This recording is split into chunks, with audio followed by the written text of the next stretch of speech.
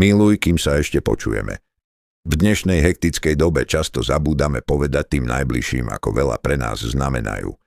Táto emotívna skladba, inšpirovaná aj hudbou Lara Fabian, je o láske, emóciách a chvíľach, ktoré by sme nemali odkladať na zajtra.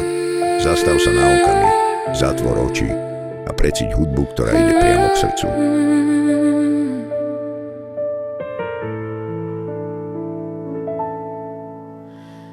V tichu miesta prázdnych slov sa učíme byť silný bez dôvodov. Každý nesie vlastný kríž a pritom stačí pohľad. Niekedy len ísť bližšie. Nevidíš, čo bolí v nás, no cítiť sa to dá. Stačí menej súdiť dnes a viac podať dlaň. Miluj, kým sa ešte počujeme, obím, kým tu ešte sme. Slova vedia raniť hlbšie než čas, tak buďme k sebe jemný viac. Miluj, aj keď svet sa láme, láska je to, čo nás zachráni. Nie zajtra, nie až potom, teraz v tomto okamihu.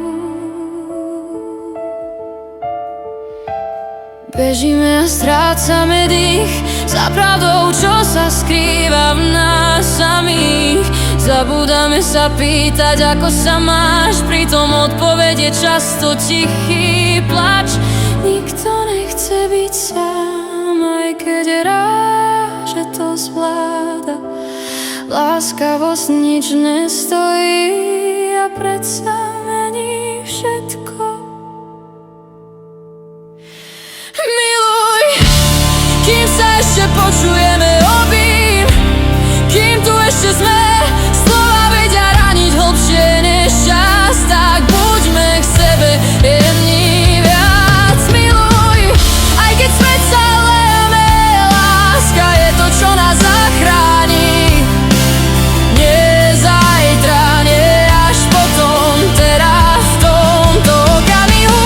Ak by každý dal len kúsok seba, svet by nebol taký studený. Nechcem viac mať pravdu, chcem mať pokoj medzi nami.